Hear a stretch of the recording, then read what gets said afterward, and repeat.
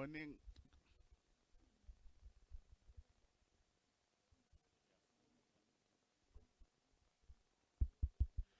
Thank you. Can we all be seated? We are starting in the next few minutes, and our apologies. We are running some few minutes late, but please observe the COVID regulations rules.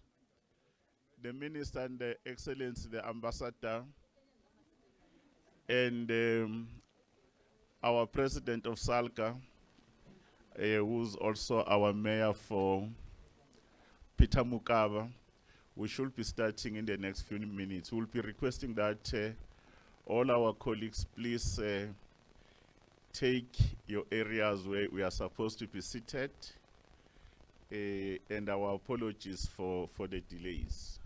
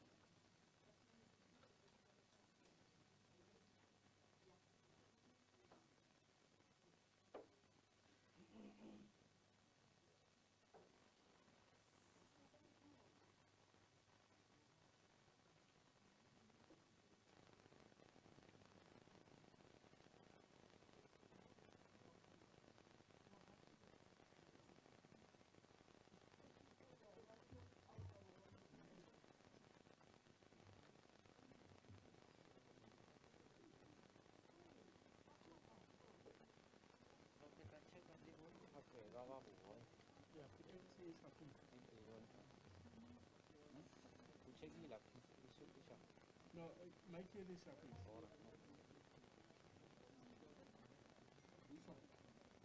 The wireless.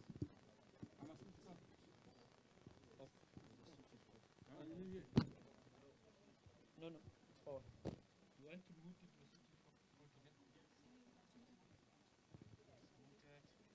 to Can we all be standing? The leadership has just came in.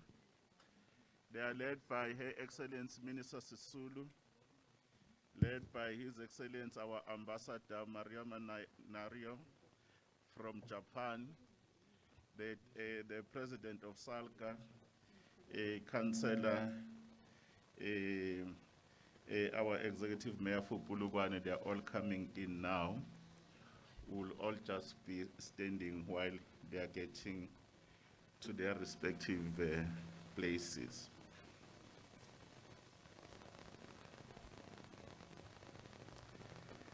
Prayer or meditation, remembering those that have just departed in the month of March, both here at home and abroad, especially those that were affected by the pandemic, which is COVID-19, and wishing those that are still recovering a speedy recovery. If we can just give that a moment of silence, you can pray or meditate.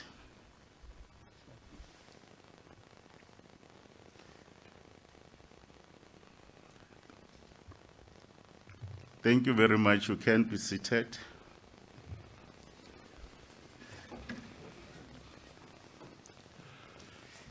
Your Excellencies, thank you very much to Your Excellency Minister Sisulu, Minister of Human Settlement, Water and Sanitation, our host for today. His Excellency, Ambassador Maruyama Norio, our ambassador from Japan, and the team that His Excellency Ambassador we have brought here today. Your Excellency, joining us on virtual platform, the Minister of Cooperative Governance and Traditional Affairs, Mayor Dr. Nkosazana Dlamini Zuma. We are also welcome. Your Excellency, the President of SALGA, Councillor Comrade Thembi Nkadimeng, who is also our Executive Mayor that is here, the leadership of Tshwane, a Metro, the representative of the Executive Mayor, we have Councillor Philip Nell that is here with us today.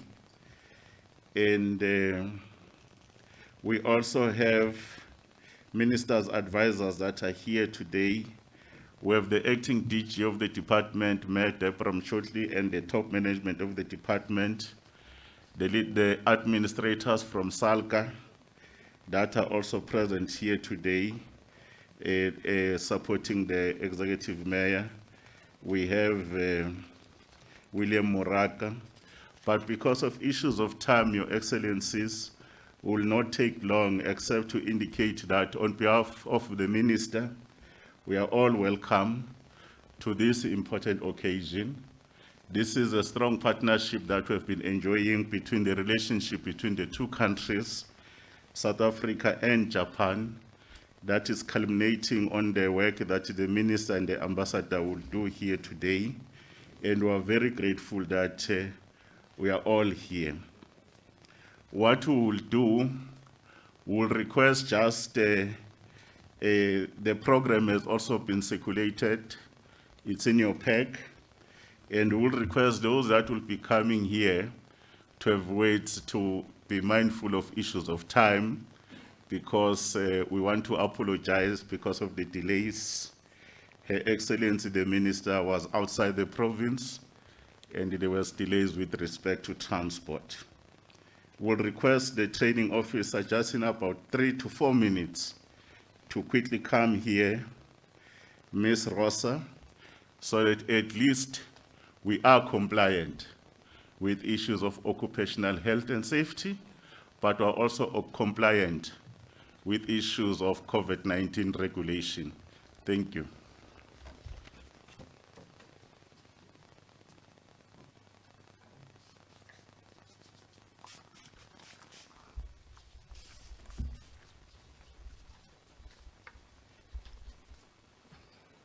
Thank you, Program Director.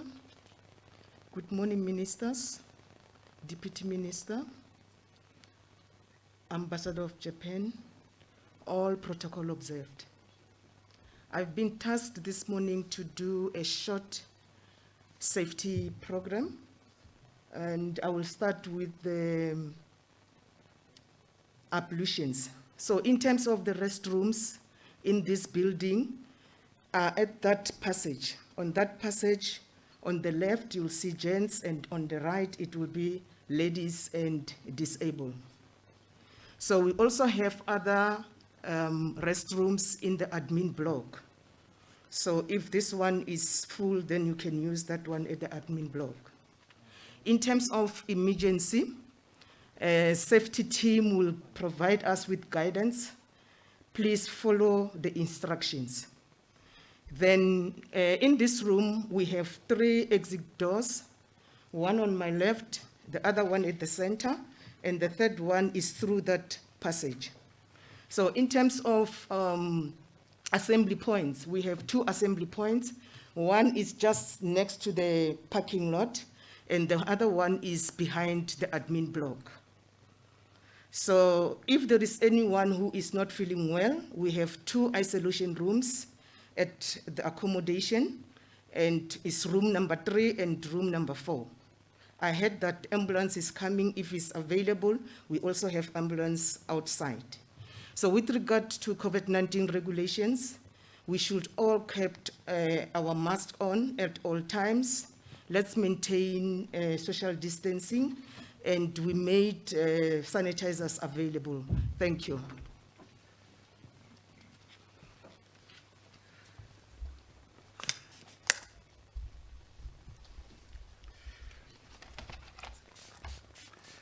Thank you very much to Mayor Rosa.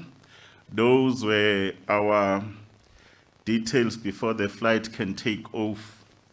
And you have all fastened your seatbelts. Due to COVID-19 regulations, we have to manage time very tightly. And Your Excellencies, those who come, just be mindful of that. Before we can proceed too much, we are in the capital city of the Republic of South Africa. Your Excellency Ministers, we have the MMC for Infrastructure in the city of Tshwane, Councillor Philip Nel, who will come on behalf of the city and welcome everybody. Thank you.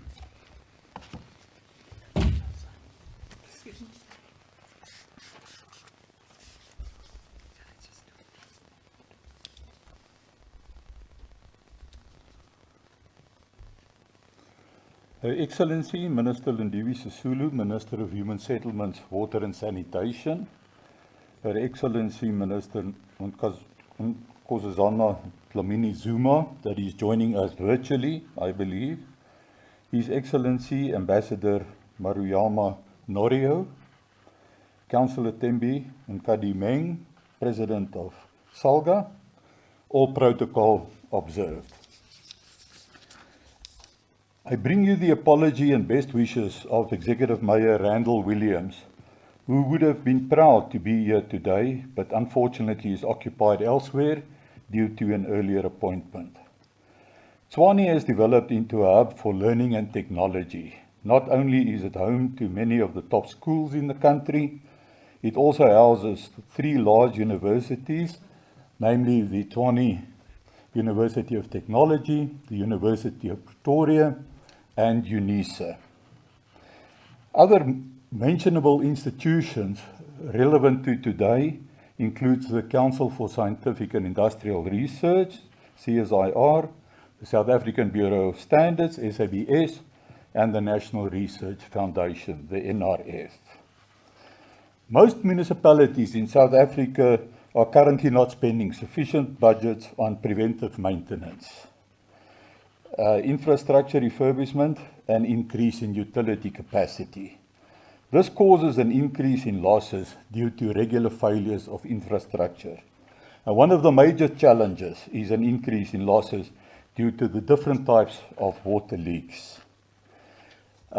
In order to progress time, I wish to welcome all the guests to the City of Tshwane on behalf of the Executive Mayor. This project is in direct support of one of the EM's priorities, namely to prioritize proactive maintenance and the replacement of key infrastructure assets. I welcome you. Thank you.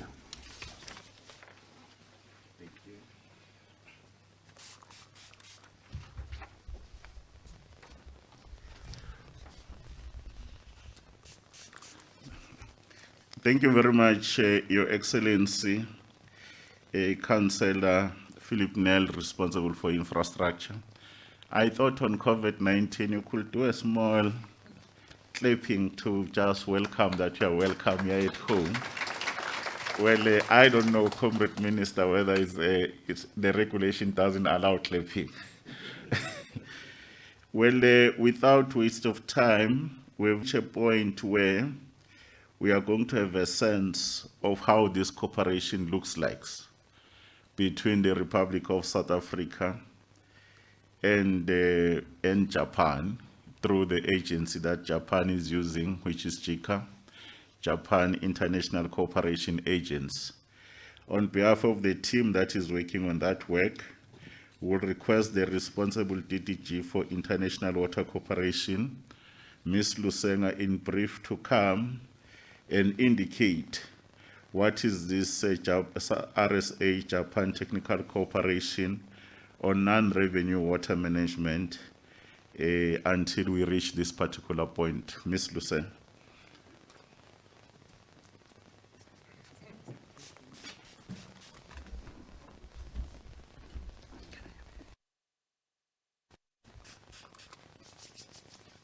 Thank you, Minister Sisulu, Minister Nkosazana Zuma, Deputy Minister, Councillor Nkadimeng, Ambassador Thank you.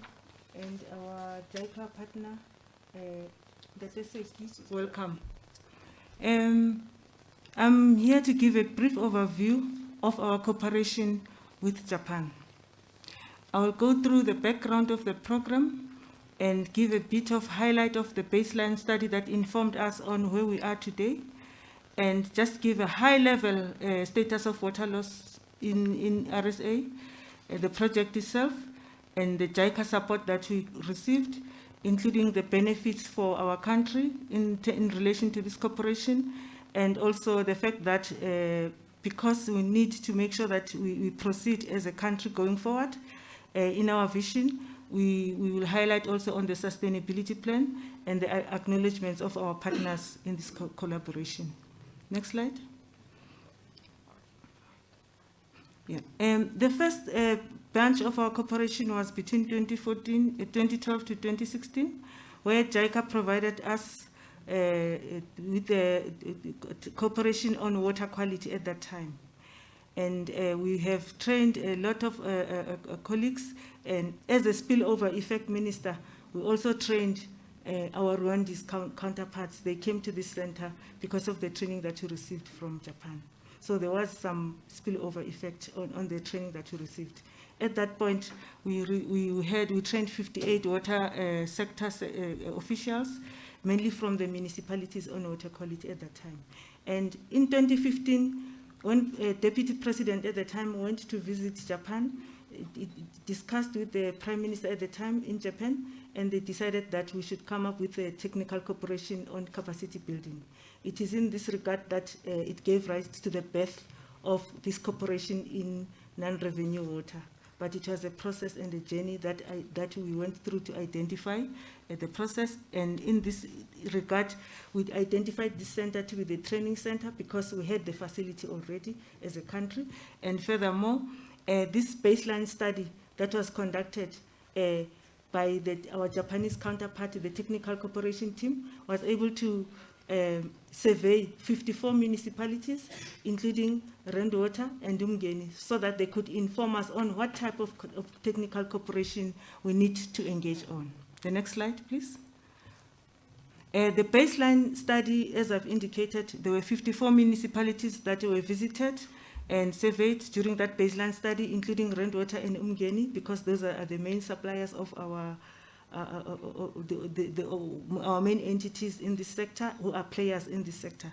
So in the space of non-revenue water, and over 80% of these municipalities were surveyed on non-revenue, and in that survey, it was identified that we need to look at focus for the time being in terms of this cooperation on non-revenue water management.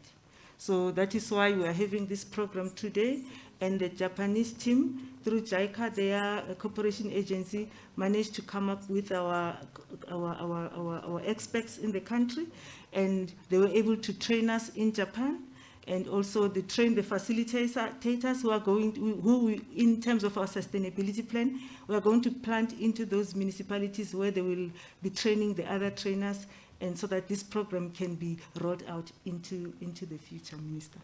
Thank you. The next slide. At the country level, we should understand that we are losing about 9 billion on non-revenue water. It is a high number, particularly in the municipalities. And we are also way above the world average in terms of what we consume per capita as households or as individuals. We are at 235 liters per person, whereas the global average is 173 a liter per person per day. It is quite high, and the physical losses themselves are at 28.4%, and this is very, very high for us. Therefore, we believe that with this vision and what you are launching today, it will go a long way in for the country to reduce the water losses, particularly at municipality level going forward. And then we are looking forward to this collaboration to assist us in this regard. The next slide, please. The project title was entitled Project for Strengthening Training Capacity in the Infrastructure Branch Technical Center on Non-Revenue. This is the center where we are, Minister. It is called the IBTC in short.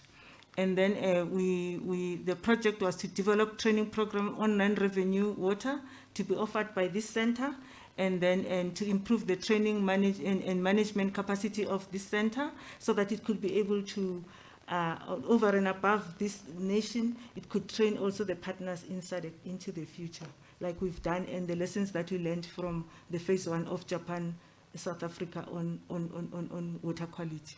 So the equipment and the yard has been built. This is what Minister and Ambassador will unveil today. And then we are very much grateful for the support of the City of Tshwane, who also supported this center, the next slide, in providing also support in terms of machinery and equipment for us to be able to build this center in partnership with our JICA partners going forward. That is why they are also acknowledged here. And so far, we've provided, this has provided opportunity for RSA water sector officials to attend the benchmarking session in Japan. And as we have indicated, that there is some part that of our officials that were trained in Japan. And also, with all of that, we were able to provide this facility as it stands today. And we've trained the program facilitators in Japan. And also the equipment has been provided with the support of the City of Tshwane. And JICA collaboration and the experts, who really appreciate that. Next slide. I've talked about the baseline study which we conducted in 2017, and this is a multi-sectoral benchmark session approach which we are taking with the SITAs. The SITAs, the local government SITA is involved, Minister, so that it can accredit this training and so that and also the training SITA. In this regard. And these are the universities that are involved, and the City of Tshwane, like I've indicated, the City of eThekwini, the City of Cape Town, and SALGA. SALGA has been our pillar and strength and has been our partner in moving forward in also identifying the municipalities that needed to be trained in this regard, Minister. And then there is the training center. You'll open it, we'll take you there so that you can unveil it for us officially. Thank you. The next slide. So in this regard, we've trained 15 facilitators and 44 learners from 14 municipalities, Minister, that have benefited on this one. And also, there's the training which involves theory, practice in training in the training yard, and on-job training in this yard. So we believe that in the sustainability plan, this will happen at the various key points where we will cut the cost and look at the funding model so that we are able to cut the cost of traveling and people can be trained next to their localities going forward. Next one. All in all, we have, with this cooperation, 100 water sector officials that have been trained from DWS, municipalities, and the water boards. And also, Minister, we have 5 students that have benefited in terms of the master's program. Some of them, they are working in the department, they are trained engineers now, and we also had 1 student also in that training program that underwent training in international relations, Minister, and they are employed in this sector. So this is what it did, and this we believe, and they've all completed their studies, Minister. We are very happy with their progress, and they are doing very well in the sector. Thank you. Next one. I've highlighted a bit of on the sustainability plan. The project will stop in April. However, we are going to continue to be trained by the Japanese. We are extending that, and also we to train more facilitators so that we can be able to plug them where they are needed greatly as we expand this program as part of our sustainability plan. And also with this vision, we are hopeful that we will train our SADC partners, because this issue of non-revenue water is not a South African issue, but it is a regional issue and even a global issue in the continent. So this is the beginning, and we really appreciate that we have started with the first steps going forward.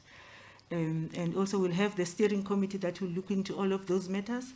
And in the briefing, Councillor Nkadimeng has given us also some of the ideas on how we can sustain the program going forward. But we'll keep you updated, and also we'll make sure that it serves Admin MEC to give the status to date all the time, so that we put the ball on the eye in regard to this program because it benefits all of us in the sector. Next one. So let me acknowledge our partners.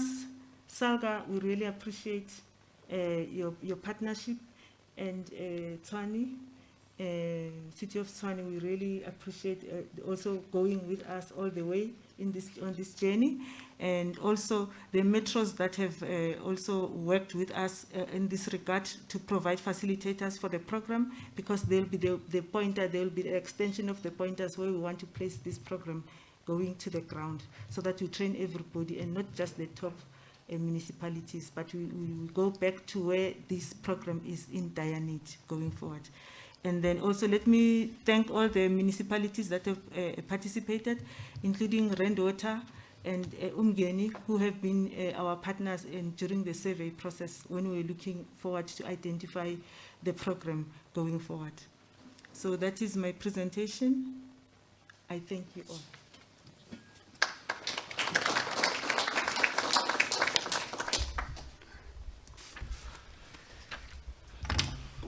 Thank you very much. Once the DGG responsible for international water cooperation. Now you have a sense of the work the ministry has been doing with the Office of the Ambassador in this strengthening of cooperation. And we hope, Minister, like we're speaking with the President of SALCA, in future, your office and team with the ambassador, you will also look at rural municipalities, those ones which are most vulnerable. And we are also lobbying, Minister, that through you, we also want those youngsters of war on leaks to come and try to freshen themselves here in your center, so that for that possible deployment, and in future, Lindy to consider the issues of working with MISA. Now, because the work has been proceeding over time, we'll want one person to come and do a small testimony that I participated in the program, I benefited from this program of the cooperation between the Republic of South Africa and Japan, the work being driven by JICA, as an implementing agent for this cooperation, working with the department and SALGA and the other municipalities. We will request Mr. Jabulani Dlamini, just in brief, to come and brief the ministers, Minister Sisulu, Minister Dlamini Zuma, His Excellency our Ambassador, Maruyama Norio, and also our Chief Rep from JICA, who's also here, Mr. Tomohiro, just to testify that indeed they've been working, Minister. They've started producing these 100 people who have participated from the water sector. Mr. Dlamini, if you can quickly come just in a few minutes, just be able to indicate how you benefited in this program. Thank you.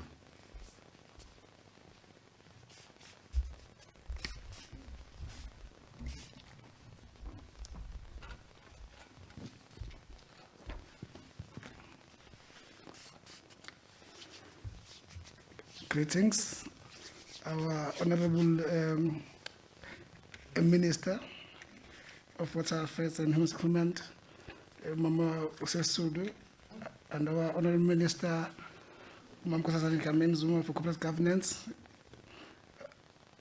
our ministers, deputy ministers, MECs, deputy directors, and things to you all, and all protocols observed. As it has been said, I'm Jabulani Kameni, one of the past presidents from Umgungu District Municipality in KZN. We were lucky to be part of this training in 2019, of which 5 of us attended this training. The training comprises of 2 sections. First was the theoretical section, of which we attended here in the training center for a week. And we also did some practical training in the training ground, of which also assisted us in understanding what's needed to be done when attending to issues of non-revenue water. it must be noted that in most cases, the issues of system input volumes are always compromised by the demand of which our communities are expecting. And in most cases also, the supply seems to be less than what is required by our communities. The training provided us with the knowledge and theoretical form, and we had to go into our local municipalities and implement what we have learned. And luckily for us, we chose one of our areas which was an area with the challenges in terms of water demand management, which was an area of Emangeni within Masipala Wasemngeni, which is in Hawiki. Within this area, what we found was that the area system input volumes was sitting at about 4 megaliters per month in a small area of a population of about 107 households. And looking at the number of households, 107, it's quite a small area, and you would expect that the demand in such a small area will be low. Expectedly, the demand in such a small area should be sitting at about at least 1.5 meg a month. But unfortunately, in this area, what we found was that the demand was sitting at about 4 meg per month, which is quite high, almost double of what it should be. So when we started with the interventions, we were lucky to be visited by our facilitators from the city of Cape Town and also from the Durban Metro, and also the JICA team also joined us on site, and they were all parts of the investigation and finding solutions on what was happening on the ground. And unfortunately, in such instances, to understand and fully incorporate all issues, we had to sometimes work at night because we had to monitor our minimum night flows overnight and see what are the consumers drawing at night, of which also has a huge impact. And when investigating, we found that our minimum night flows within this area was sitting at about 5 cubic meters per hour. And through this program, we managed to drop it to 1 cubic meter per hour. And after all the interventions and assistance from the teams, we managed to drop our system input volume in this area from 4 megaliters per month to 2 megaliters per month, of which generally gave the municipality a saving of about 26,000 per month. Bearing in mind that this is on a small scale of about 107 households. If you look at the bigger picture, if you take about 5,000 households, it means in a month you'll be able to save about R1 million in just 5,000 households, because most of the water is lost on our system with internal leaks, and unfortunately our communities are not much trained and understand the issues of water loss and non-renewable water. So it became important for our municipality that we start engaging our community and improve communication with our communities. I think our municipality has also taken a resolution that as the municipality now, we are able to fix internal leaks to minimize our water losses. So through this program, we have learned how to manage our water system inputs and also how to reduce our water losses. And ministers, it has become important that if you look at our province of KZN, we have a higher percentage of non-revenue water. I think we're above 38. Our municipality, Mkungulo, unfortunately, is sitting above that. We're sitting at about 43%, which is not acceptable. Looking at the Japanese side, I think they are sitting below 10%, which is quite for us.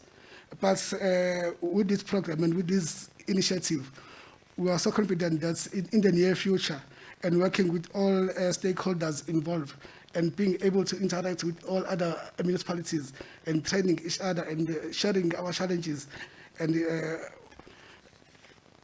what can be done to improve from where we are.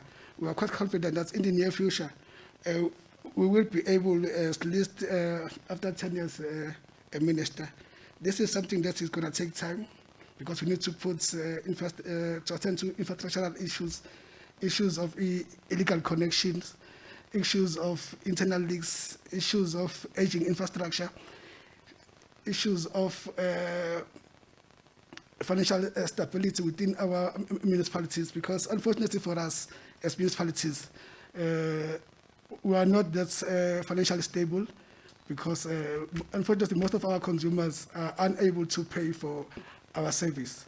As much as water is a service that needs to be paid for, but the issue of payment still remains an issue.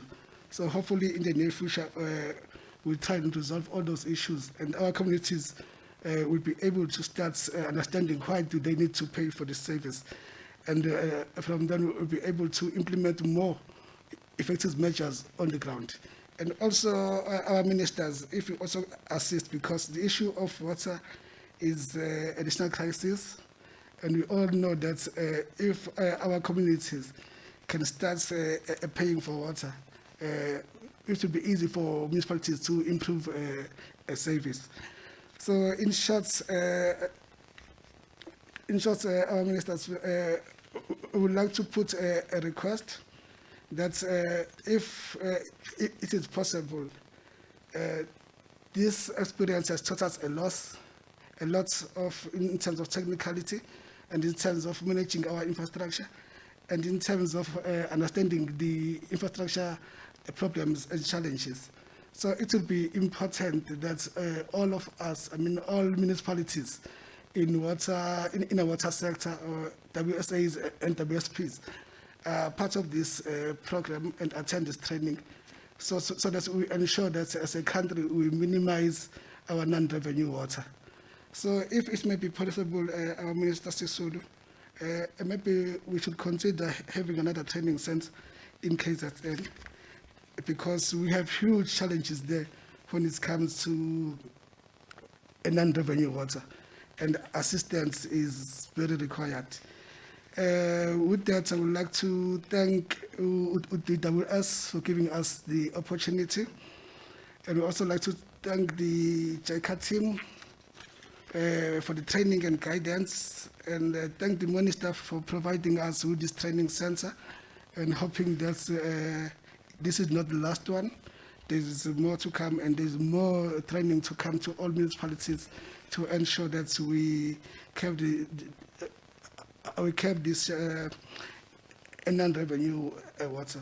Hopefully in the next 10 years, we will also be at least at 10%, and we will have improved from the 38% that we are on as of 9.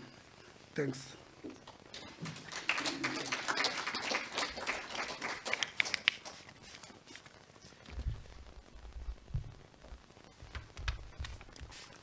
You don't want to clap hands when someone tells you of a lived experience. Can we do better than that?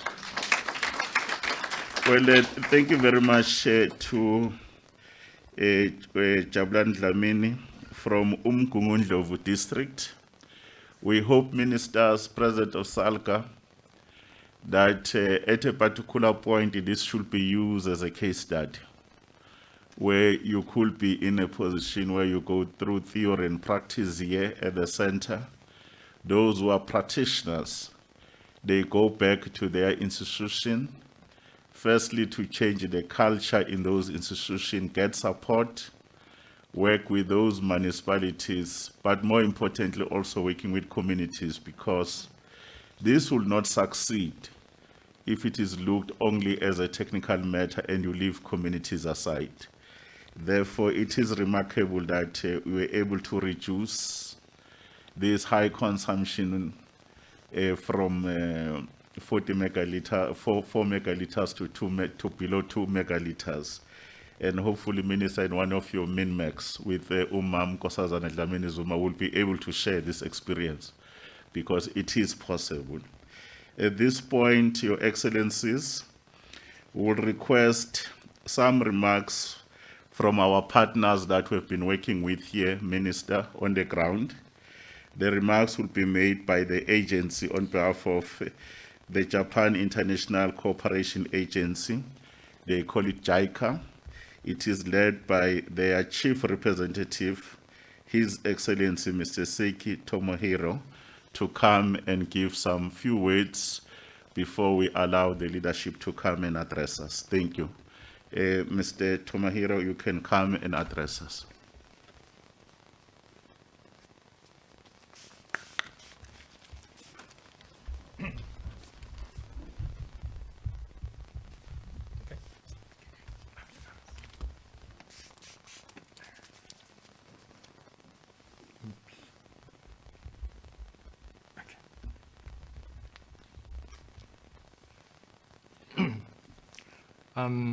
Minister of Human Settlements, Water Sanitation, Honorable Ms.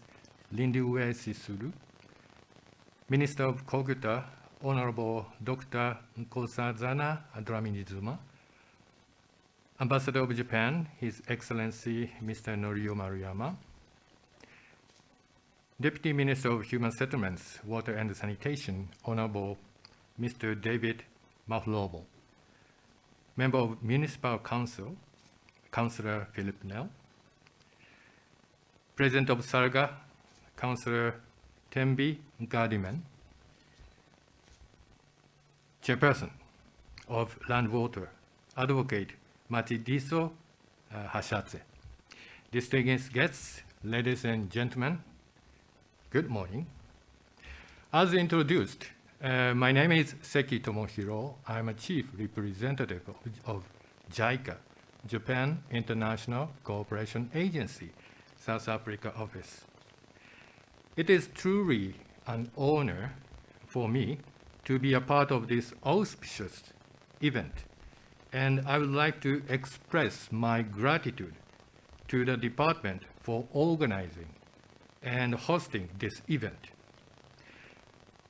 Today is the day of an official opening of that training yard and the launch of the training program on non-revenue water.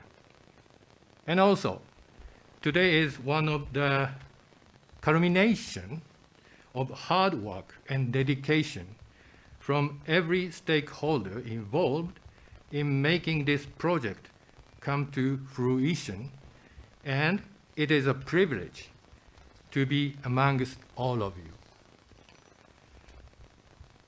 The relationship between South Africa and Japan, which exceeds a century, grows closer and with each passing year. And JICA has been in South Africa for just over 20 years now, and we take pride in being a partner in development for South Africa. I said partner. The keywords of the technical cooperation are partner and co. It means together, right? Cooperation is thinking together and working together as a partner on the same issue. JICA is privileged to have had the opportunity to work with DWS and SARGA to show the power of collaborative partnerships in bringing about much needed change. Well, ladies and gentlemen, needless to ask, but why is it important to take measures against non-revenue water?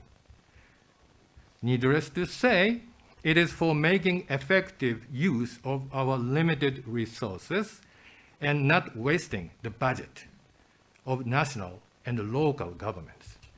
In other words, it's for the people of our country. This project aims to transfer non-revenue water countermeasures technology, a strength of Japan, and provide practical, sustainable training at the IBTC that will meet the actual needs of the workplace. This training center will be positioned as a training provider of skills development of municipal staff and will serve as a hub of coordination and information sharing of human resources development in the water sector. We at JICA are proud to be involved in an initiative to improve skill development for a better water sector in South Africa. This project itself will end at the end of this month, but JICA would like to continue the, the bridge of water sector that was once built between our countries. JICA will launch new training program in Japan that is inviting more than 20 core members of national non-revenue water training to further enhance their skills development in this area. We are also dispatching a non-revenue water expert to DBSA to assist in formulating and implementing non-revenue water projects in and out of South Africa. The completion of this project does not mean the end of JICA's cooperation with the water sector in South Africa, and we'll look forward to achieving more success in the future. Well, finally, I hope some of you remember that I said as follows at the first kick-off meeting of this project in 2017. I said, I have a dream. I have a dream that this IBTC will be a training center not only for South Africa, but also for other African countries in the future. You may say, I'm a dreamer. Oh, this is a passage from the song of Imagine, by John Lennon. Well, DDG mentioned earlier, non-revenue water is not the problem for South Africa, but also for the problem for the region or other African countries. So I believe I'm not the only one. Well, this is also from Imagine. Anyway, this center has the potential to be, and I think South Africa can, or I may say should, play a leading role in this field. Ladies and gentlemen, today is not our final goal. Let us keep moving forward. Let us keep moving together to the place beyond here. Thank you. Kia leboha.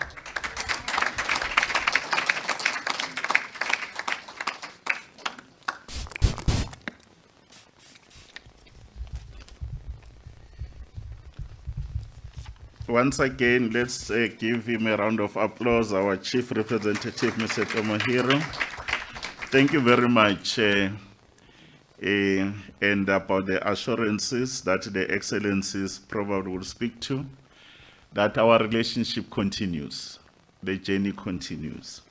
At this stage, we will request Her Excellency, the President of South African Local Government Association, Councillor Thembi Nkadimeng, to make remarks on behalf of the Association of Local Government in our country. Thank you.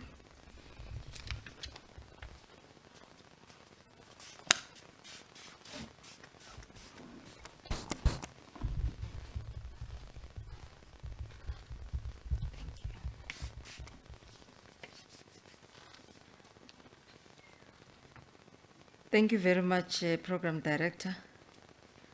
Let me take this opportunity and start on behalf of the South African Local Government Association. Greet the Honorable Minister of Human Settlement, Water and Sanitation, Lindiwe Sisulu, Honorable Minister of Cooperative Governance and Traditional Affairs, Dr. Nkosazana Dlamini Zuma, His Excellency our Ambassador of Japan, Mr. Maruyama Norio, the representative of JICA under the leadership of Mr. Seki and the entire executive management that is here, municipalities that are present and some are virtually connected, who are beneficiaries and some who are aspirant of joining this program in future, the partnership between ourselves and the Department of Water and Sanitation, my colleague Councillor Nell from the city of Tshwane, greetings to all of you. We are convening here, Honorable Minister, today to discuss a subject of national importance, water, coinciding very importantly with our celebration and honoring of our National Water Day, our World Water Day, under the theme of valuing water. The theme is relevant and of significant importance, given our observations that the public at large seem not to understand or have an understanding and appreciation of the value of water. Municipalities derive revenue from various sources, but key amongst of these sources is water and sanitation. Water accounts overall to about 10.2%, while sewer and sanitation accounts for about 4.1%. So for any municipality to be sustainable, it needs a cooperation with your department to be able to manage at least 15% of its revenue coming directly from water and sanitation. Combined, they make the largest and the fourth of the largest municipal income that we collect. Noting this income source, our current state of non-revenue is undesirable. Our average non-revenue water is between 39 to 41%. I think Lindy did spoke to it about it, compared to what our partner Japan has at 10%. Of course, our aspiration is to match Japan's and other countries that are below 10%. So ladies and gentlemen, it is worth noting that municipalities, Japan and South Africa have begun, as you have heard, sharing ideas, experiences and solutions on this subject through our joint webinars, which were convened by SALGA and the Japan Water Works Association.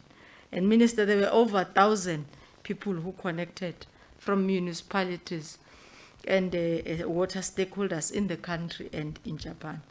His Excellency Ambassador Maruyama, we are grateful for the emerging partnership between ourselves as SALGA and the Japan Water Works Association in this area of work. Such would supplement the training offered through the Infrastructure Branch Training Center. I am informed that the project has achieved almost 80% of the target set, and thank you very much to JICA, of the milestones from its inception. The balance of the milestones could not be attained due to COVID-19, but the team is accelerating. There are plans in place to ensure that the project fully attains its set milestones and beyond. Honorable Minister, our plans includes, amongst others, a 3-year sustainability plan, the funding business plans respectively, and also to ensure that the upcoming Joint Coordinating Committee, which is scheduled for the 25th of March, continues to process these issues. What we have made as SALGA in part of the partnership in ensuring that the sustainability of the facility and its essence and the training continues is to tap into our revenue as municipalities, which we put for training and education in our LG SITA, to prioritize water and water programs such as this ones to ensure that these plans are sustainable and we're able to continue to train, but also we make sure that we maintain or retain those trained personnel into our municipalities and in the sector. We are pleased that the training offered to municipalities through this first of its kind country project was a combination of theory and work in practice. I think Ndlovu did explain the week they spent here and back at home, practically undertaking over 100 houses to ensure that they are able to put into practice what as municipalities could call a benefit. So the trainees were exposed to this training yard and the innovation. Notwithstanding the humongous challenge, municipalities are hard at work attempting to arrest this stubborn challenge through a number of interventions. I mean, the municipality I'm heading, we have partnered with Anglo-American in ensuring the water supply in Polokwane. Eguruleni municipality, for example, in partnership with the Japan JICA and DBSA, are collaborating on a non-revenue water pilot in Reche Park. So these are just few examples of initiatives unfolding in municipalities. So at the end of it all, Minister will be able to, with form of the collaboration and the essence of making the school practical, be able to make a practical dent and realistic dent, because municipalities are not the same and they're at different levels. What I'm grateful for what the team is doing here, it walks in together with SALGA, assess the municipality and be able to place it on the area of needs and bring the capacity that is needed. For example, for Eguruleni in Polokwane, it will relatively be easier to attract a skill because you are financially sufficient. So the training you need is slightly different than a training that you will see is paid in some of the partners which we have in the 14 municipalities who have benefited, who comes in most of the areas, rural areas. For example, Amatole was part of the 14 and their design was also fitting to what is their need. In the 2017 speech of the then Finance Minister, Honorable Pravin Gordhan, and I quote, he said, "Dita already shumishana. I'm not sure who comes from the province where I come from, but simply translated, Ambassador, it says, if lions work as a team, they will break down even a buffalo. So the same principle applies to all of us in our collective endeavors of harnessing this non-revenue water. We should be able to win. In conclusion, we would like to thank the Japanese government and their support, the Department of Water and Sanitation for the partnership. Honorable Minister, I wish to thank you for your continuous support and leadership in spearheading this sector in the right direction. There's quite a lot I could have said, but in the interest of time, I will end it here, Minister, but it is really working for us, the national program of non-revenue water, and we will be able to exemplify it in many more ways in other time. Thank you very much.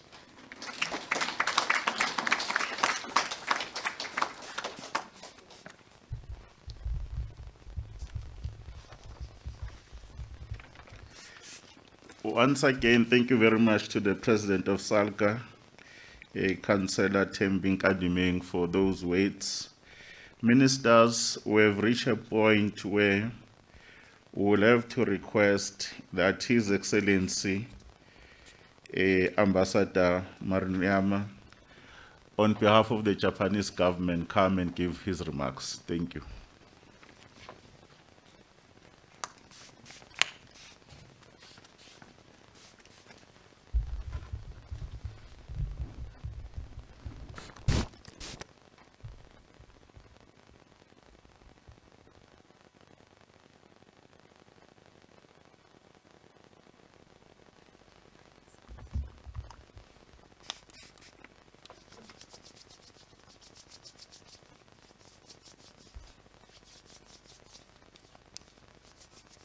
It takes time.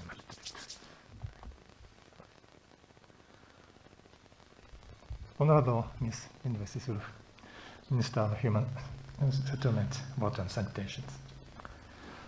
Honorable Dr. Nkuzasuna Dlamini Zuma, Minister of Cooperative Governance and Traditional Affairs. Honorable Mr. David Mahorobo, Deputy Minister of Human Settlement and Water and Sanitation.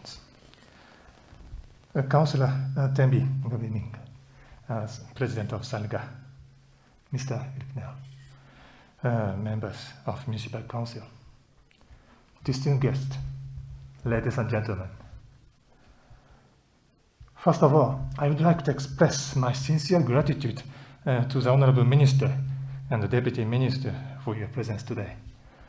This is the first Japanese technical cooperation in the sector of water supply at the local municipal level. Your president today honors this first ever project. I would like also to commend the effort made by the staff of the department and the JICA. I can imagine how hard you worked to make today's opening ceremony happen during these difficult circumstances due to the COVID-19. Honorable Ministers, the project will start and we continue to going on at a crucial moment for South Africa. As the vaccination program started and the number of positive cases constantly decline, the crucial term for South Africa is now how to accelerate a recovery from COVID-19. President Ramaphosa at SONA this year called for economic recovery and economic reform. He said that higher rates of growth and employment will not be achieved without implementing the structural economic reform.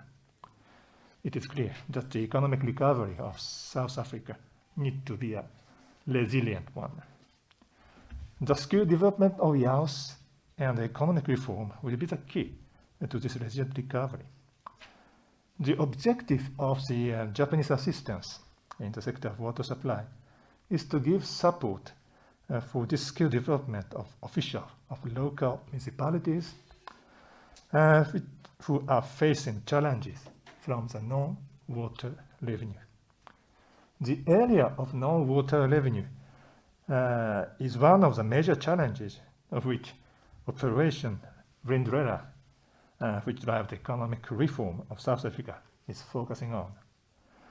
The Japanese assistance will help municipalities to improve the performance in water services, addressing the challenges for the economic reform at deep roots level.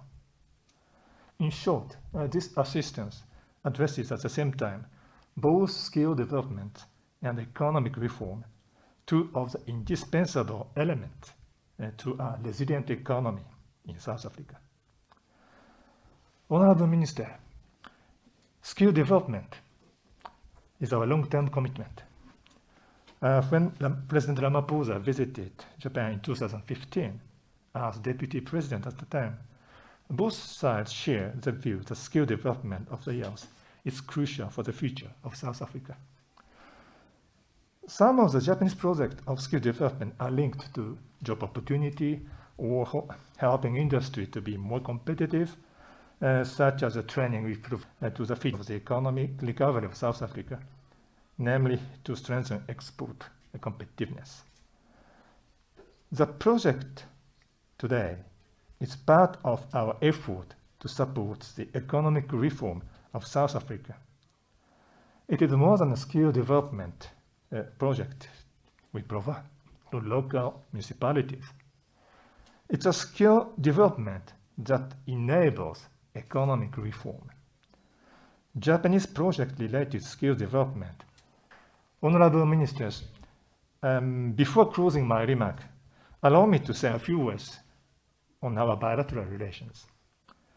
The year 2019 was a year of unprecedented splendor and importance for Japan-South Africa relation. Among others, South Africa's victory in the Rugby World Cup hosted in Japan was not only a historical moment for the people of South Africa, but also a great opportunity to tighten the bonds between the people of the two countries. Most notably, President Ramaphosa visited Japan 3 times during the year, an unprecedented event in the history of Japan-South Africa relations. Given the above remarkable development, the year 2020 should have been a further boost in relation between the two countries. However, due to COVID-19, numerous opportunities were lost. Nevertheless, despite many constraints, Mr. Motegi Toshimitsu, Minister of Foreign Affairs of Japan, physically traveled to South Africa at the end of last year and held a bilateral meeting with Dr. Naledi Pandor, Minister of International Relations and Cooperations.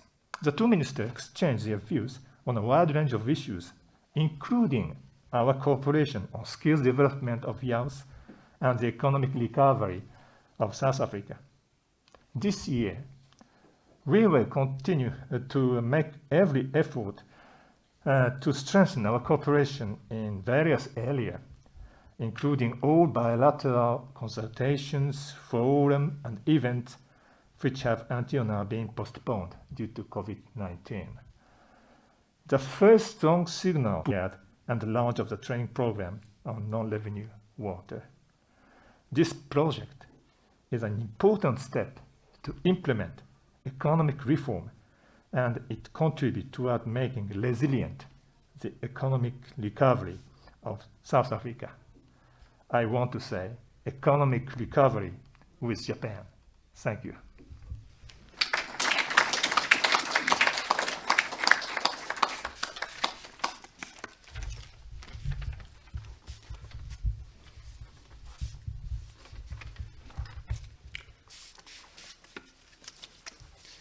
Once again, let's give a warm round of applause, a South African one, to His Excellency, our Ambassador. And thank you very much, Ambassador, with those words, very encouraging. Your Excellencies, Ministers, Ambassador, and all protocol observed, we have reached a stage that our technical team, you need to help us. We need to allow Her Excellency, Dr. Nkosazana Dlamini Zuma, our Minister of Cooperative Governance and Traditional Affairs, to make some remarks. She has been with us, and she's connected virtually on the platform. Minister, we're handing over to you to address us. Thank you.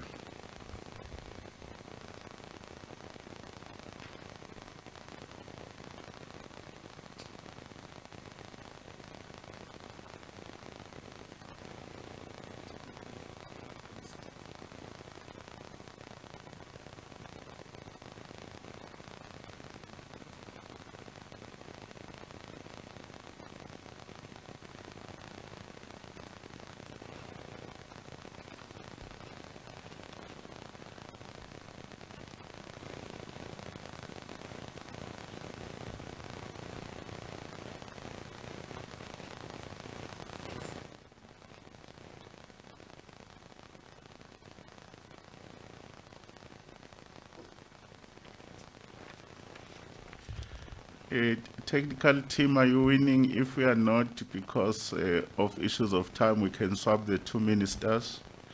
Can I get a signal quickly? Can I get a signal? Are you winning?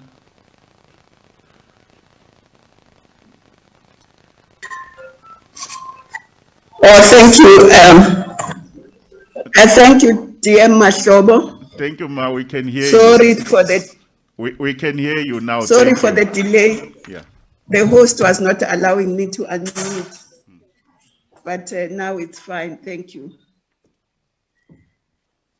Program Director DM Mashobo, our Minister Lindiwe Sisulu, Minister of Human Settlement, Water and Sanitation, Excellency Ambassador Maruyama Norio of Japan, President of SALGA, Councillor Tembi Nkadimeng, the JICA Chief Representative, Mr. Seki Tomohiro, Acting DG of Water and Sanitation, Mr. Bora Machoti, esteemed guests, ladies and gentlemen, and all the councillors and all the representatives of the different municipalities. Minister and Excellency, thank you for this invitation to make remarks at this important gathering. Allow me first to kindly express our gratitude and extend our wishes to the Emperor Naruhito, who celebrated his birthday last month. We also want to thank you and say how excited we are about this launch of the training program today. And this is happening just a day after we celebrated our Human Rights Day. And of course, water is a constitutional right for our people. Despite, in addition to the fact that it is a right, but also it's important for survival, for health. You can't survive without water. But today we meet in this hybrid fashion because of extraordinary circumstances occasioned by COVID-19 pandemic, which has engulfed the world and our nations. And COVID-19 pandemic has re-emphasized the importance of clean and reliable water to our people. Our responses have also carried with them the consistent message to sanitize, wash hands, social distance, wear mask, but of course, to wash your hands regularly means you must have a reliable source of water. And sometimes our communities say, okay, Minister, you say we must wash our hands with what? We don't have reliable water. So I think this program will go a long way in addressing that.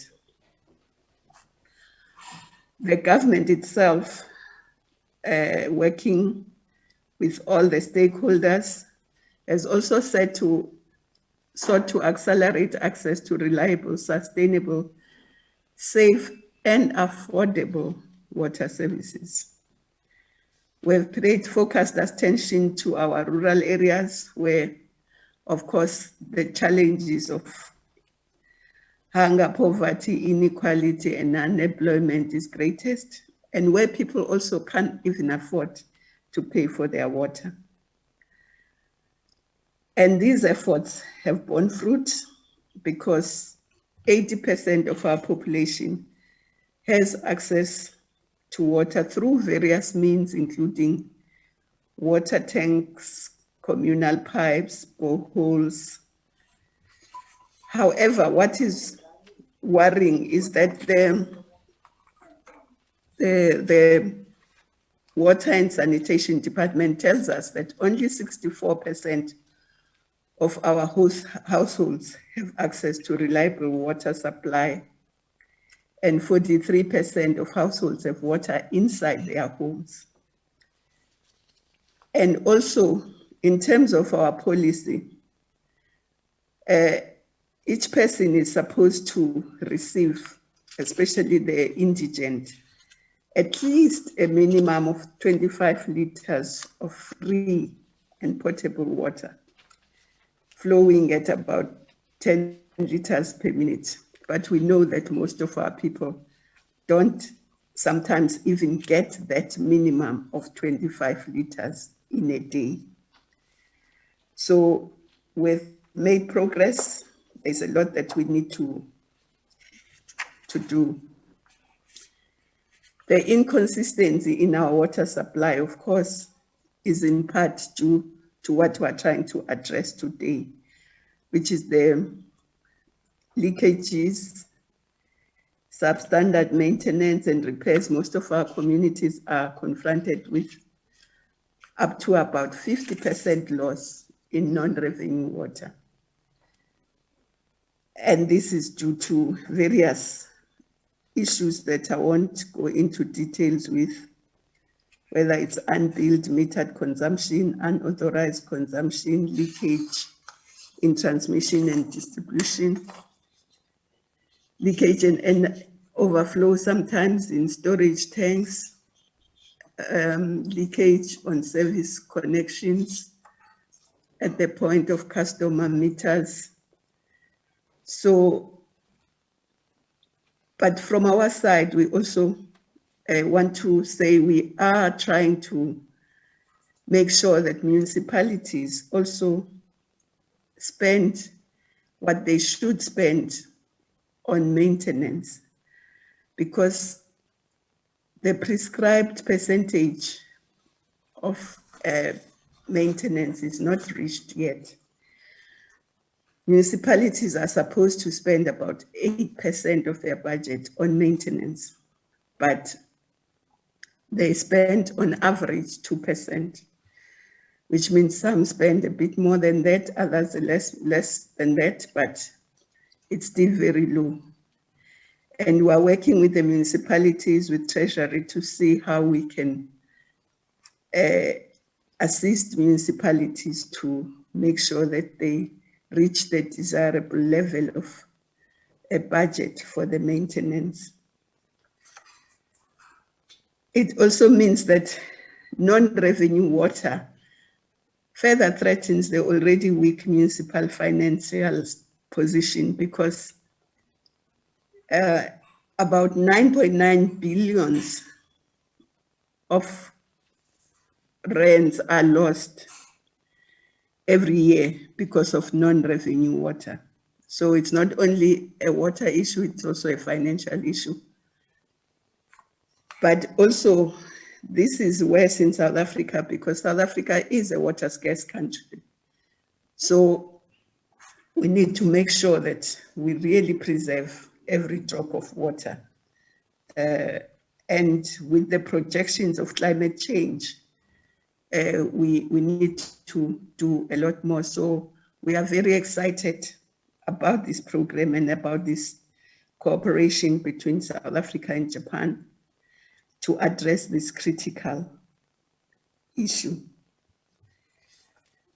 We also look to this partnership excellency to provide the necessary capacity to assist with addressing these, and specifically the matter of non-revenue water, but also to jointly undertaking with the Japanese international cooperation and taking this cooperation, which is tangible, forward. And I was excited to hear Your Excellency saying that we are going to be strengthening cooperation between South Africa and Japan, because it means that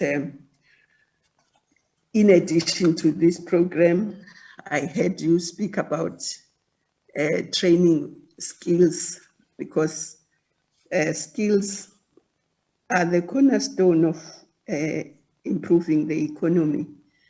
Because part of what Mr. Dlamini was talking about, that we should make sure that we get our population to pay for services, but you can only pay for services if you are able to pay. So if we can improve the skills and make sure that our economy recovers, it also means that more of our people will be able to pay for the services in our country. And what Mr. Dlamini is saying is true. We must all work together with our communities to make sure that the culture of payment is reinforced. But with COVID, it means a lot more people have lost their jobs. They are not able to pay. So economic recovery is essential. And so it's exciting to hear what the Ambassador, His Excellency, has said in terms of their meeting and talking about more cooperation with Japan. We also, Excellencies and esteemed guests, are also very keen that we continue engaging Treasury on the establishment of a national non-revenue water program funded through budget facility for infrastructure. This work is continuing between Department of Water and Sanitation, PBSA, SALGA, and ourselves. And we hope that it will bear fruit. Notwithstanding the above, we take this opportunity to acknowledge that more can and must still be done. Program Director, I wish to, before I conclude, once again thank the people of Japan, JICA, who have been friends on our side for a very long time. We have also supported our department with Toyota and other private sectors, companies investing in South Africa, but now they are also involved through Toyota Africa in working with us in local government, in the district development model. They've started some work in Waterberg. So we are very grateful that it's not only the government, but also the private sector is also joining in working with us. We also want to thank the Embassy and JICA for your contribution to our response to COVID, as well as our economic recovery plan, which is driven under the auspices of Operation Vulindlela. Indeed, you have been a friend, indeed, and you have invested so much, and 150,000 quality jobs have been established since 2013 through your contribution.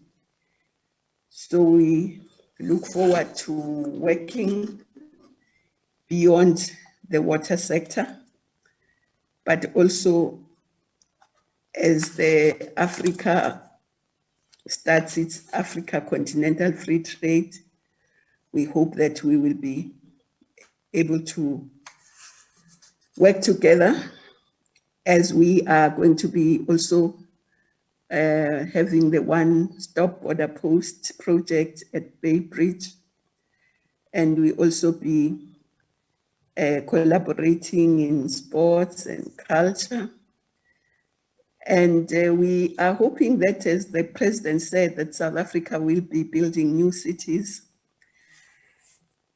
is thinking of building new cities and has started is one in Lanseria, that we also will benefit from your experience in constructing your villages, your towns, your cities. So we thank you. We thank you very much, and we hope to continue with this cooperation, and we thank the Minister of Water and Sanitation, SALGA, and all the other partners that have participated, Tswane, and all the municipalities, and we hope that we'll go beyond the identified municipalities soon, because the need is huge. Thank you very much.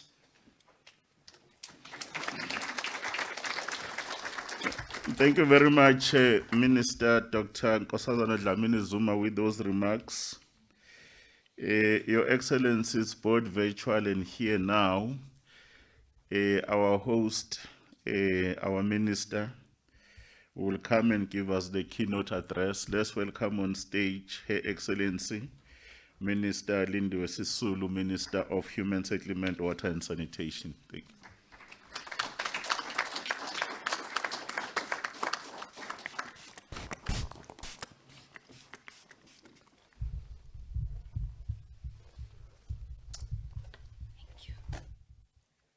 Thank you very much, Deputy Minister.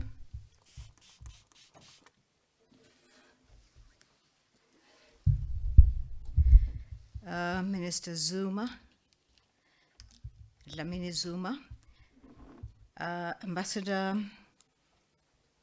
of Japan to the Republic of South Africa, His Excellency Maruyama Norio, Deputy Minister of Water and Sanitation, Mr. David Mahlobo, a representative of the Mayor of Tshwane with us here today, the President of SALGA, Councillor Thembi Nkadimeng,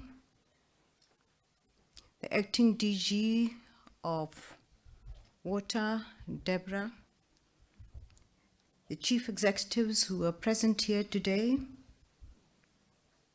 representatives of the Strategic Water Partners Network, my advisors who are here, online guests who might be joining us,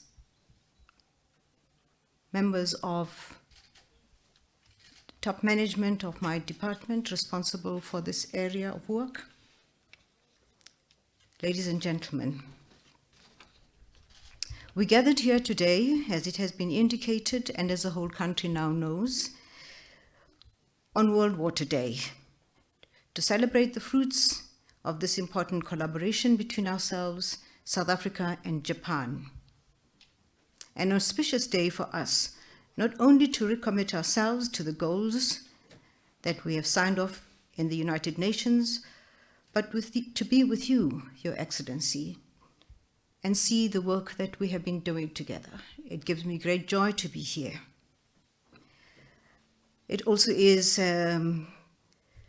fortuitous that we have with us on the other side Minister Nkosazana Dlamini-Zuma. It was during her time as Minister of the then, what is called DERCO now, I'm trying to remember what it was before, Department of International Relations, that we consolidated our relations with Japan. And this is a worthwhile fruit out of the deliberations that she had with your country, and we are here to enjoy that. We cannot thank you enough for your generosity that you've displayed towards us over many years. To date, almost 100 sector workers and officials have attended the training, as has been indicated, and we have a young gentleman here who now walks taller than he did a few years ago because he is an accomplished trainee and official. This work has been done since 2013 and supported by the Japanese government. We're here today to inaugurate and hand over to the users, the department, no doubt, this facility that we have here. We have committed ourselves through the National Water Research Strategy to encourage partnerships as a workable approach to be followed in capacity and skills development in the water and sanitation sector. It is for this reason that we're proud today that the relationship with Japan and with ourselves and with SALGA and with the Minister of Local Government has been consolidated. Your Excellency, I like your name very much, Maruyama. I'd like to give you a different name, which would be Maru Apula.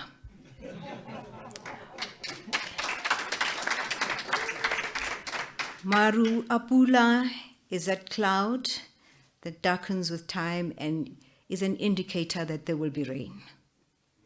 That's what you will be to us. You bring rain, you bring water to us, and thank you very much. Because in this way, what you have done to us is to help us save a great deal of money. We have worked out for a very long time that one of our biggest problems is non-revenue water. It is estimated that our municipalities lose 41% of their water through non-revenue water, 28% of it being through leaks. I was listening very carefully when the president of SALGA was speaking, because I thought she would mention yet another initiative that has not worked. We trained a number of young students, and it did not work for the municipalities, in the hope that we could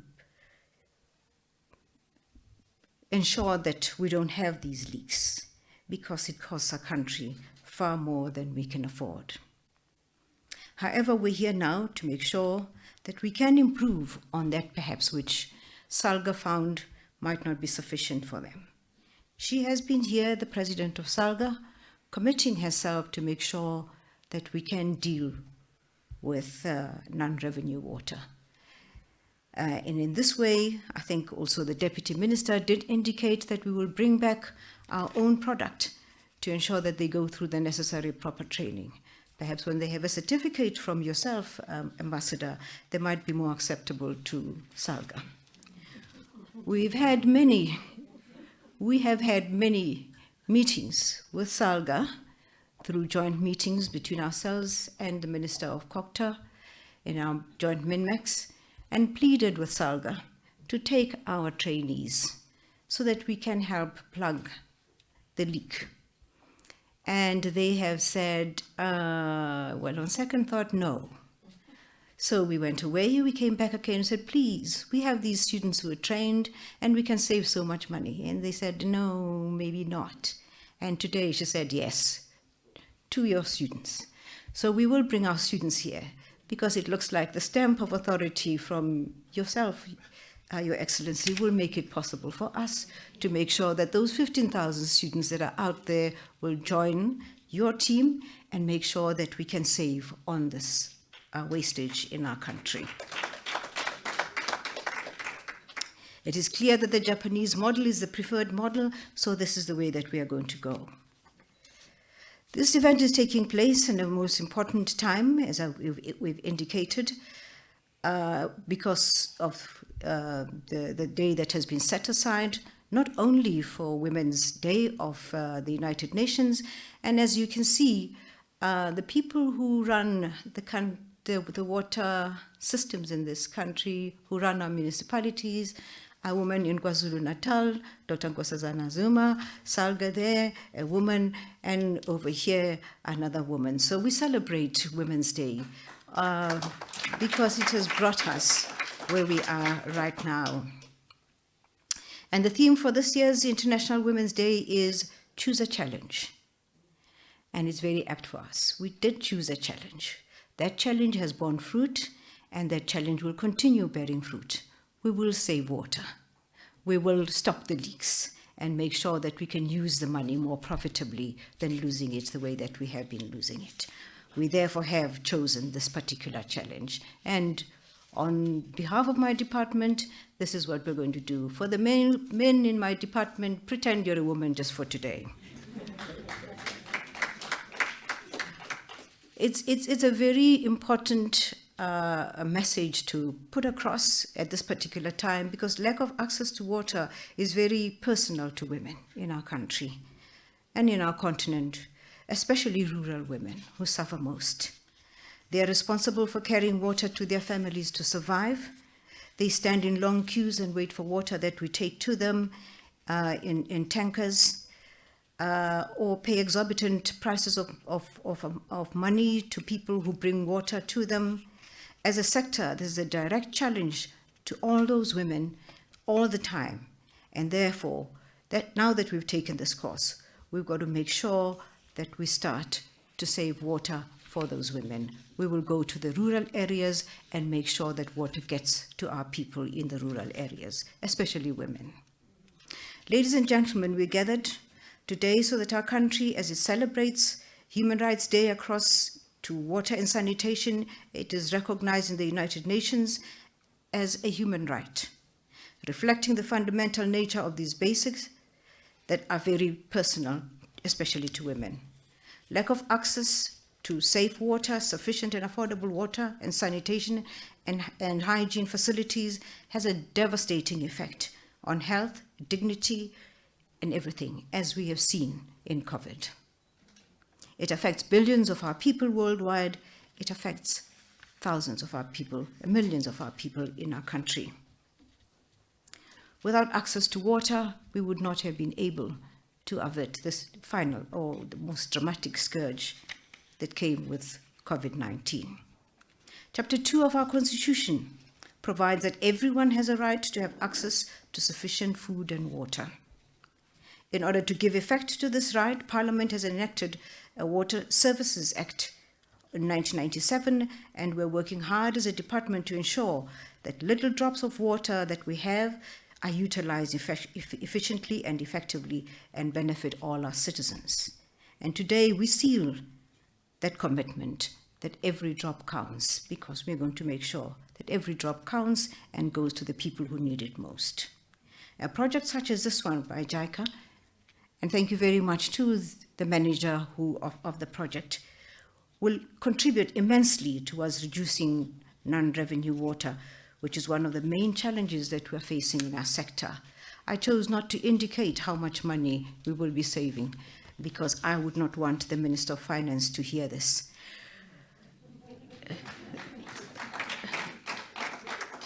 Your Excellency, the training program on the non-revenue water management is one of the greatest vehicles right now for our country to achieve target 6.4 of Sustainable Development Goals relating to water, use and scarcity.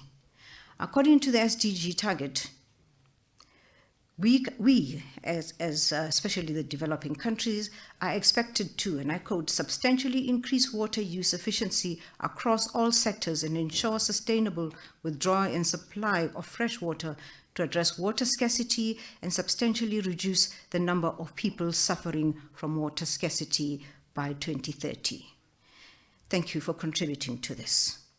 One of the best indicators of increasing water use efficiency is in the reduction of water losses, especially in municipalities and in our distribution networks. Ladies and gentlemen, I have indeed indicated earlier on that this month, being an important month, an important matter in our lives, and which is water, coincide today. We're meeting when the world is celebrating World Water Day, declared by the United Nations on the 22nd day of March of every year. So, on the 22nd of March of every year, we will come here and see how much progress we have made in the continuous training of our people in making sure we can stop leakage. Because we want to underline what the United Nations wants of us, to value water and keep it. Valuing water means different things to different people.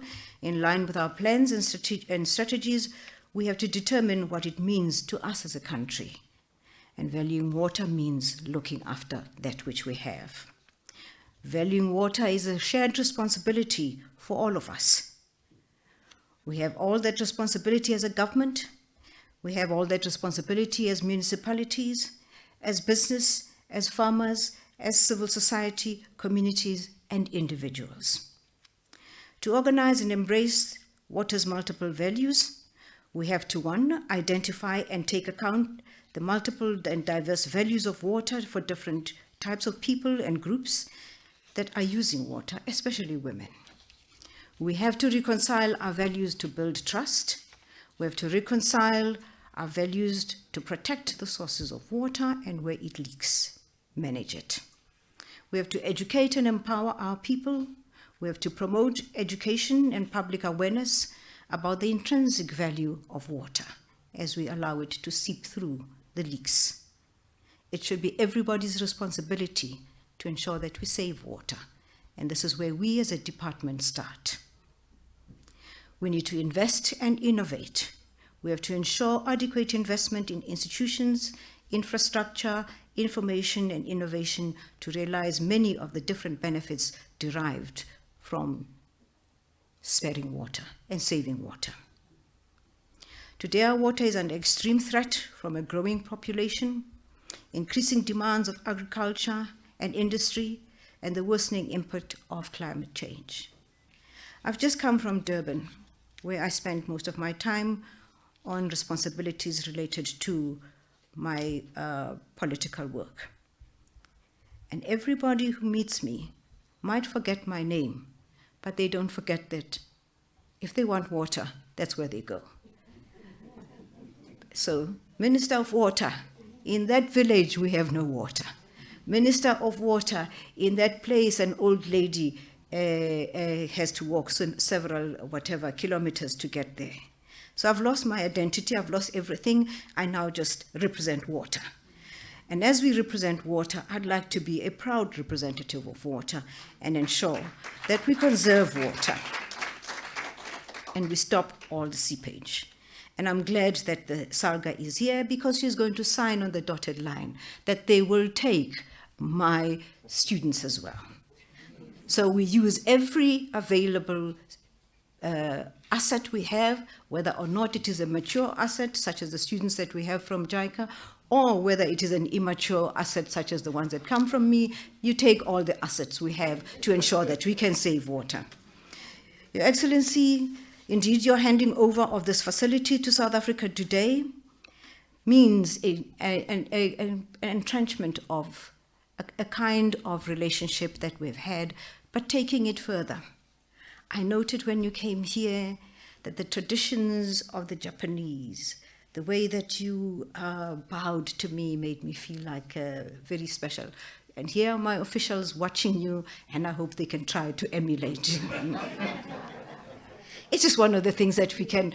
Minister Nkosazana Zuma mentioned Toyota, and I thought that's the least of my problems. But the culture of the Japanese, the culture of doing things properly, the culture of respect, the culture of understanding what is valuable, we value that. And we hope that it will be an intrinsic part of the training of our public service. The training here, which is located in the city of Tshwane, is located in the center of one of the busiest provinces, and I'm hoping that the learners who are here will make good use of this.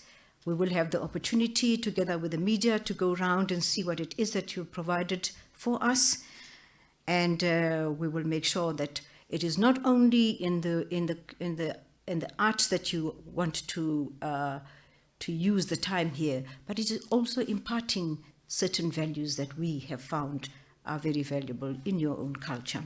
Your Excellency, the sustainability of this project and the development of our own partnership has reaped benefits for us, and we're extremely grateful for that. It is for this reason that the Department of Salga and ourselves are going to sign, just before we leave, that we will work together to make sure that we will not have the amount of money that goes down our drains anymore. Therefore, Madam Salga, I have a letter in front of you there, which you will sign, Madam Salga, to indicate that you will take the students that we're going to bring here from those students that you did not want to take at the beginning of the year. Because we've had those students for some time, and if you don't take them, we have nowhere else to take them to. But now that we've found a place to take them, we're going to sign the letter so we can bring some dignity to those students who've waited so long to get a job while they save water for us.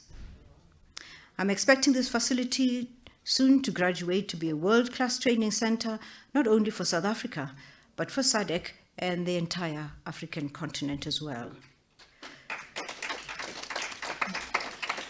Because the problems that we have, they probably have, and probably much worse. Having said that, ladies and gentlemen, I hereby declare the center, the training program for non-revenue water management, officially opened and launched. Thank you.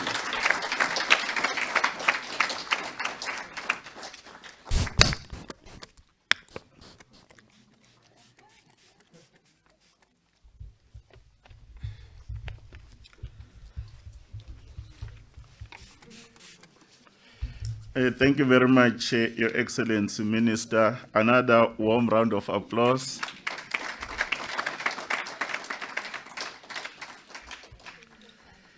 Your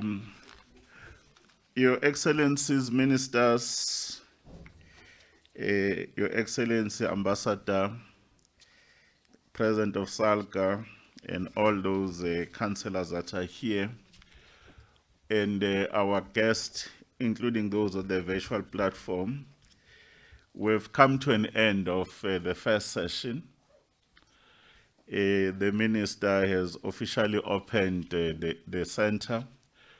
We are going to be at a stage where we should be able to be taken, Minister, like you said, with the media through the facility. Just to thank you, those that might not be able to join, because we still have to observe the COVID protocols. There's going to be a delegation of Minister and His Excellency, our ambassador, that will travel the tour. They know those that are supposed to go to the facility. Just to thank you again.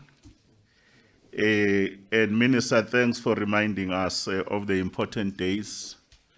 And more importantly, we agree with you that every drop of water we waste, someone is looking for that drop.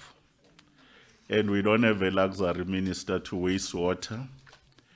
Equally, we also agree that water is everybody's business. It's not only your business or government business, but we all have a part to play, because water gives us lives. And as we are thanking all of you, the non-revenue component, that the figures look so bad. And if we attend to the experience of Umgungundlovu district, we will know that the dream, the South African dream in the constitution, like Minister you say, of access to water to all will be realized. Not only that opportunity to access water, but also to access the economic benefits. But it's through that collective action that we need to be able to do. And I'm very pleased that in principle, system, we have attended abantu abatrainwe kule facility yakho, Minister. Kusho ukuthi bazondlula la kule facility. And mase bendlulile kule facility uzobathatha egijim yabo. She's my sister, I can say it. But at this stage, Your Excellencies, I'm going to request the acting DDG, who's responsible for the water infrastructure in the department, Leonardo Manas, and his team. They will be guiding the minister, the ambassador, and the delegation to the tour of the facility. At this stage, I want to thank you all, especially those who are dealing with logistics, IT, and other things. We'll then allow the minister and the delegation the leave of absence to go and tour the facility. After touring the facility, there is going to be the unveiling of the plaque. You will be advised by those who are running protocol, and the facility will be ultimately handed over in the last session. And after that handover, the minister and the team she will just do a doorstep interaction with the members of the media that have been covering us. And then from there we'll depart. But before we depart, protocol will assist those that will be taking lunch. But we'll never have to come back in a formal session like we are doing right now. At this stage, I want to say thank you very much once again. Thank you.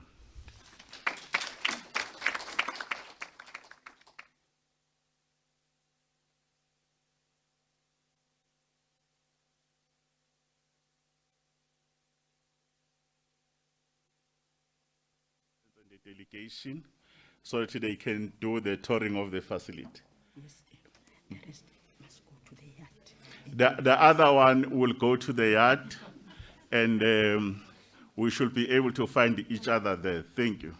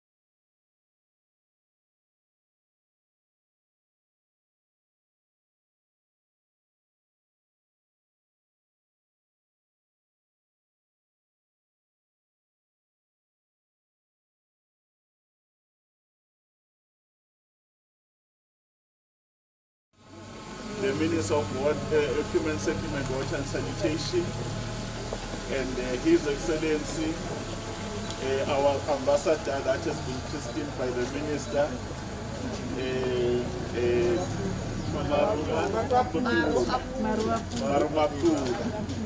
and Her Excellency, the President of Salga.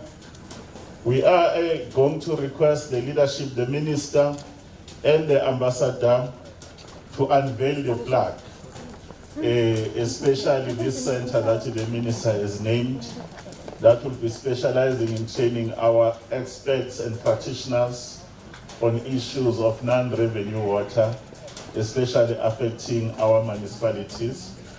You will prefer, should we do countdown, Minister? We'll count down, we'll start from 3. Please just hold it. It's 3, 2, 1, open. Let's step our head. It's written here, the training yard on non-revenue water management was officially opened by the Minister of Human Settlements, Water and Sanitation, Ms. Ellen Sisulu, Member of Parliament, on the 22nd of March 2021. There are logos that we have here. Water and Sanitation, Department of Water and Sanitation, Republic of South Africa, South African Local Government Association, SALGA, JICA, which is Japan International Cooperation Agency, and it has a theme, Inspiring Service Delivery, and is funded by the government of Japan. Let's just take those particular hands. We will then request His Excellency, the Ambassador, to officially just say some few words and hand over to the owner, who's the Minister of Human Settlement, Water and Sanitation, to formally, as on behalf of the government of Japan, to hand over this facility and the infrastructure. Who's helping me to clean this mic?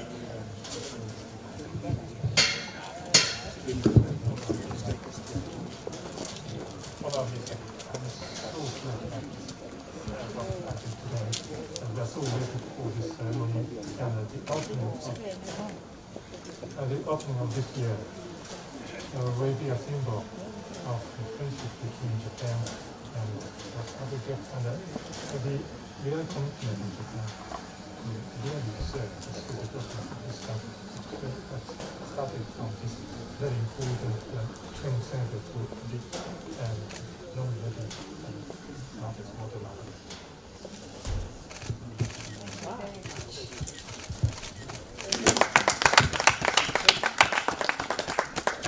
Ladies and gentlemen, we will be able now. Thank you very much, Ambassador Maruyama. This is a water leak detector which the students will be able to use and will be able to see where the leak is and how much water is being leaked. It's not for nappies. It's not that kind of thing. But much more important than that. And thank you very much for this. We've already seen the facilities. Those facilities look much better than some of the facilities that we ministers use, and I'm very envious.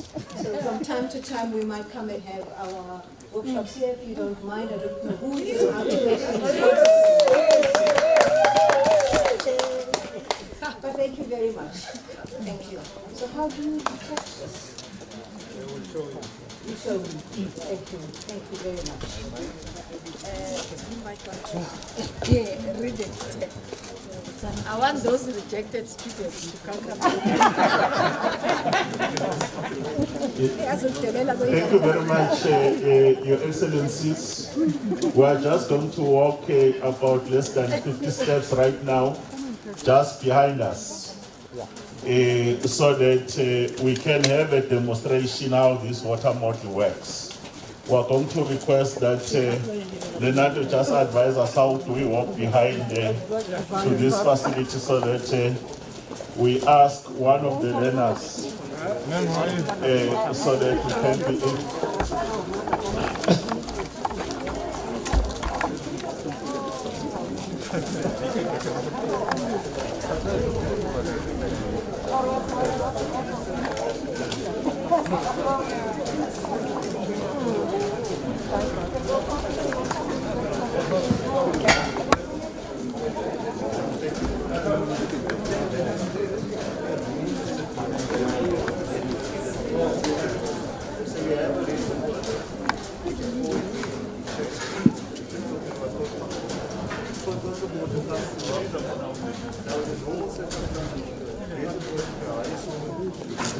Just a second, we need to be on record here when you're explaining to the leadership. Someone was helping me to sanitize this so that Leonardo can explain.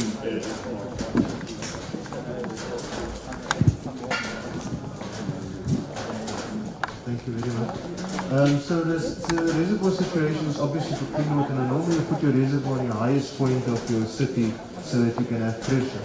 So you pump the water to the reservoir. In this situation, because of the proximity here, we have to create, so after the reservoir, we obviously have to gravitation.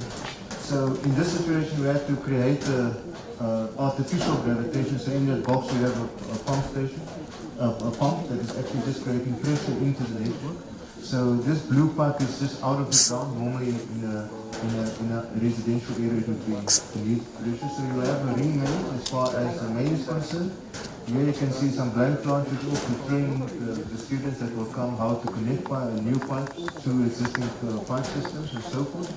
And then at that point it's working all in the reticulation as to how it works. So there's a lot of facilities that is actually in a micro scope being put in here, like for instance your pressure release valve that is over there, your air release valve to ensure that you have to get rid of your air and so forth. And even over there you have a little bit of a transparent pipe just to teach students as to say what is the characteristics that actually happen inside the pipe with various conditions of hydraulic flow that you have. But without further ado, I'm going to hand over to Armand Basson, who is from our construction unit that will actually just take you through a demonstration of the process.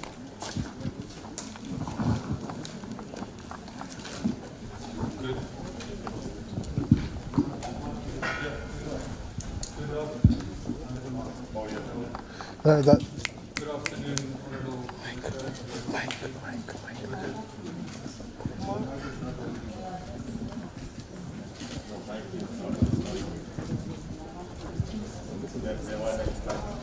Good afternoon, Honourable Minister, Your Excellency, Deputy Minister, Executives. As DDG Manus explained, we are simulating municipal water reticulation infrastructure. On top here, we've got the training center divided into 3 sections.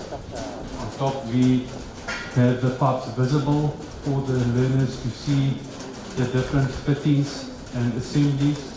We've also included blank flanges here where we can do and simulate pipe fittings and assemblies. We've got a section below here with non-revenue water in mind, where we simulate different meterings. We've got an unmetered connection, we've got a partial meter bypass, and then a complete meter bypass. So this is water is not recorded or water consumption is not recorded correctly. Then below we've got section C, where main focus is on leak detection. We have used different types of materials and pipe sizes below ground, and we have included leak pits to simulate a below ground water leak. We then use the program and module first in terms of theory and data logging and capturing to analyze whether we have a problem, and once we've established that there is a possible issue regarding the water balances, we then find the problem using the equipment sponsored by JICA under the program. Minister, we will go through the equipment. First, as I said, we start off with the theory part, where we teach the learners the theory behind non-revenue water and reticulation systems. First off, we have our data loggers, where we capture the system input volumes and to record data of the water systems. Here we have a metallic pipe locator as well as another metallic pipe and cable locator. Here we have a non-metallic pipe locator. There's 2 boring bars. We've got listening sticks for leak detection, and then we have various amplifiers, leak amplifiers, so you can hear the leak. It's to identify a below ground leak which is not visible above ground. Moving to this side, we have our correlators, where you will use this device to detect a leak or a possible discrepancy within 2 points on a pipeline. And this is just some of the equipment used then to repair the pipe leaks if we have. We've also received some cut-out valves from our partners just to show how the different valves operate.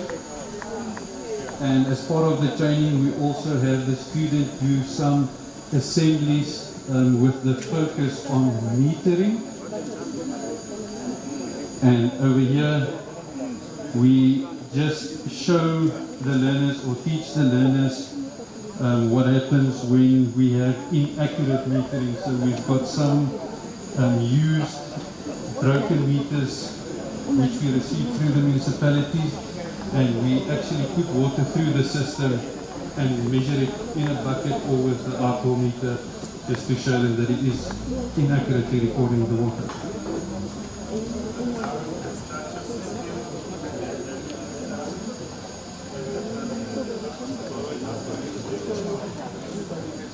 Perfect. We'll do a simulation. Right, so we've started the simulation. So just for record, there is now flow in the system. The meter is moving, but we can see there's no water being consumed. All the taps are closed. So we have identified a problem. Jabulani, you will assist us. So we have manipulated the system to create a leak on this pipeline.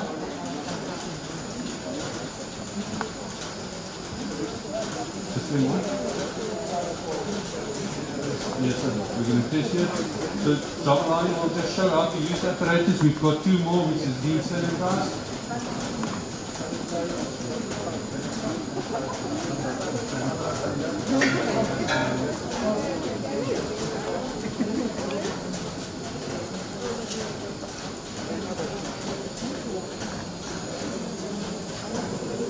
So, Jabulani,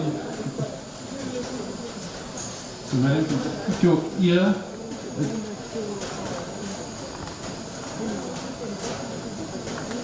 and you should hear water flowing.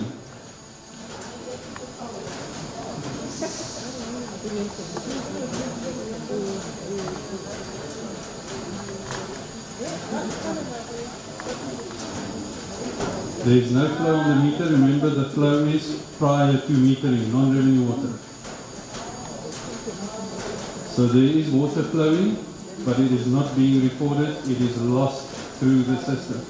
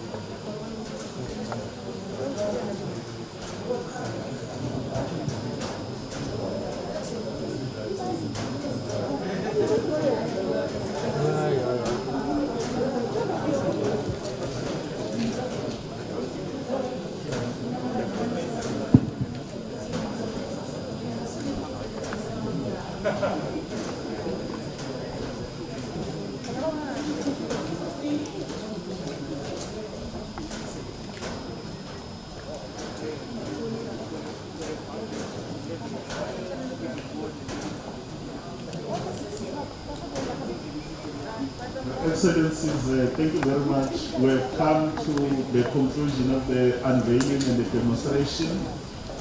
Minister, Ambassador, and President of SALCA, we, the MMCs and others that are here, we just want to thank that the unveiling is done, the demonstration that there is theory and practice here, where practitioners are being brought in, there's a proper simulation. And I hope the members of the media also took some shots, but we have reached a point where we'll have to conclude. We'll have to conclude, and on behalf of the Minister, we want to thank everybody who graced this occasion, from the Office of the Ambassador, the leadership of JICA, the leadership of SALCA, and all the departments and the officials, especially the CEOs and chairs that are here, and the members of the media that you took time on this day to cover the minister's event. We are going to give you an opportunity just to have a quick interaction with the minister now, because we've come to that particular conclusion. But before you do that, Your Excellencies, the Sputnik Businessman Instruction Ministry to photo. They just need a photo, and then immediately after the photo, we should be in a position to interact with the minister and our communications team, led by my elder brother Steve and Sputnik, who assist you to interact with the leadership. Then the others will actually request you to take lunch, and then you travel masses to the various places, and you keep safe. And once again, thank you very much. I hand over to you, Comrade Sputnik and Steve.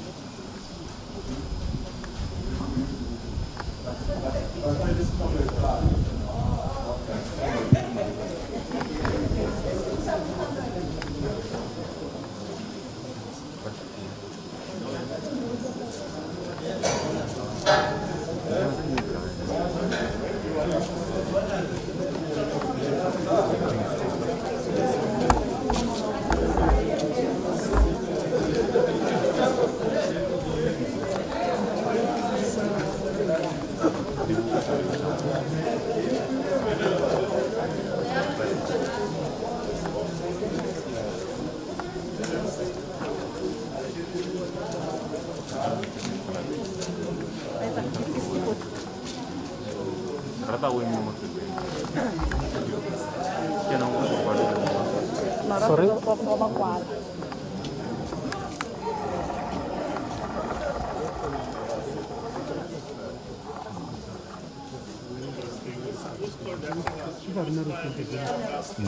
becoming a problem ourselves. Yeah.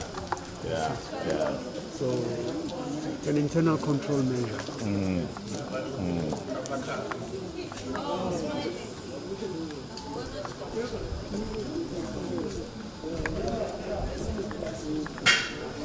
We're trying to fix